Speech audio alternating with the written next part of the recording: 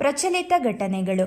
ಕಟುಕ ಪಕ್ಷಿ ಕಳಿಂಗ, ವೇಗವಾಗಿ ಓಡುವ ಪಕ್ಷಿ ರೋಡ್ ರನ್ನರ್, ಗಂಟೆಗೆ ಸುಮಾರು 26 ಮೈಲಿ ವೇಗವಾಗಿ ಸೆಕೆಂಡಿಗೆ 12 ಹೆಜ್ಜೆಗಳನ್ನು ಇಡುತ್ತದೆ ಎಂದು ಅಂದಾಜು ಮಾಡಲಾಗಿದೆ. ಆದರೆ ವೇಗವಾಗಿ ನಡೆಯಲಾರವು. ಯಾವುದೇ ಆಧುನಿಕ ತಂತ್ರಜ್ಞಾನ ಬಳಸದೆ ಕ್ರಿಸ್ತಶಕ 5ನೇ ಶತಮಾನದ 1500 ವರ್ಷ ಹಳೆಯ ಭಾರತೀಯ ತಂತ್ರಜ್ಞಾನವನ್ನು ಬಳಸಿ ಇತ್ತೀಚೆಗೆ ನಿರ್ಮಿಸಲಾಗಿರುವ ಅತಿ ವಿಶಿಷ್ಟ INSV ಕೌಂಡಿನ್ಯ ಹಡಗು ಮೊದಲ ಬಾರಿಗೆ ಗುಜರಾತಿನ ಪೋರ್ಬಂದರ್ನಿಂದ ಒಮಾನ್ನ ಮಸ್ಕಾತ್ಗೆ ಪ್ರಯಾಣ ಆರಂಭಿಸಿದೆ. ಭಾರತದ ಹಡಗುಗಳ ಪ್ರಾಚೀನ ಸಮುದ್ರಯಾನ ಹೇಗಿರುತ್ತಿತ್ತು ಎಂಬುದನ್ನು ಪರೀಕ್ಷಿಸಲು ಈ ಯಾನ ನಡೆಸಲಾಗುತ್ತಿದೆ.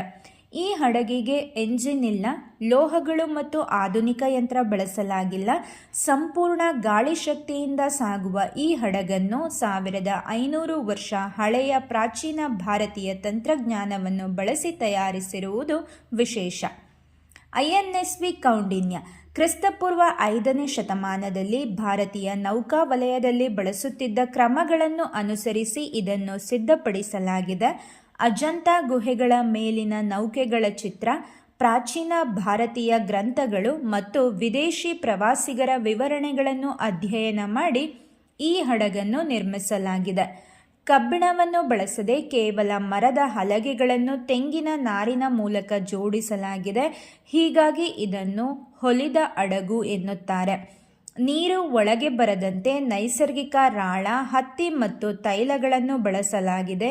ಇದನ್ನು ಟಂಕೈ ಎಂಬ ಸಾಂಪ್ರದಾಯಿಕ ಭಾರತೀಯ ವಿಧಾನವನ್ನು ಬಳಸಿ ಸಂಪೂರ್ಣ ಲೋಹರಹಿತ ಮತ್ತು ಎಂಜಿನ್ ರಹಿತವನ್ನಾಗಿ ಸಿದ್ಧಪಡಿಸಲಾಗಿದೆ.